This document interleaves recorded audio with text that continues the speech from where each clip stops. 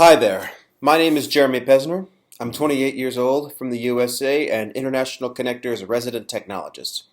I've been fascinated by technology from a very early age, whether playing computer games, conducting research, posting stories I've written, or just writing on friends' Facebook's walls.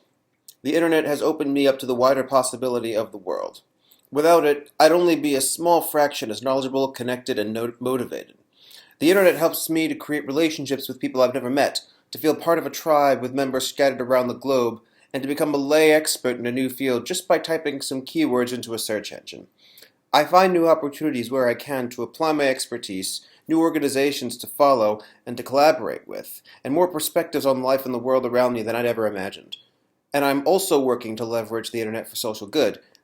I helped design an app with the intent of connecting breaking news stories with related activism opportunities, and layering a game mechanic on top of that, although it unfortunately never got off the ground.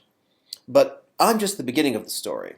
I've met people through the internet who had difficult home lives or didn't fit in at school, and the internet gave them a sense of belonging they couldn't find elsewhere. I kept in touch with a friend I met at summer camp over AOL Instant Messenger, who I then persuaded to transfer to my high school, and now we're the best of friends. Another friend with a predilection for engineering, but not much else, self-taught himself everything from the internet instead of paying attention in class. And while the people I know directly in my life are all fairly privileged, I know engineers who have distributed laptops, set up telecommunication networks, and taught computer skills in third world countries. That's still on my bucket list to do myself. I see courses services like Coursera, Udacity, and Duolingo arising for those who can't afford the cost of education. I see artists and designers creating truly unique art pieces and visualizations from game engines and big data. I see truly moving stories of people crowdfunded to cover the cost of medical treatment or creating a new socially conscious business. I see how participatory social media has transformed our relationships to institutions that we never imagined we could influence so directly. I see political groups arise with no leader and take highly coordinated and complicated actions.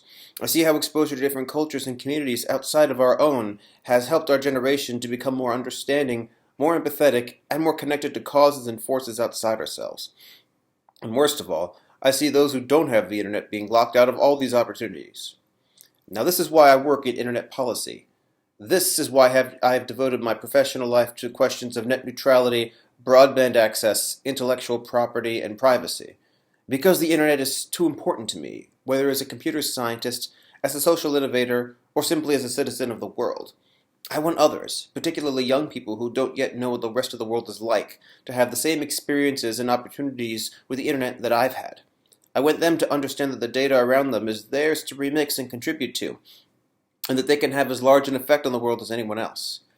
I don't want the circumstances of their birth to limit them, and while the internet alone won't fix that issue, it is a necessary step.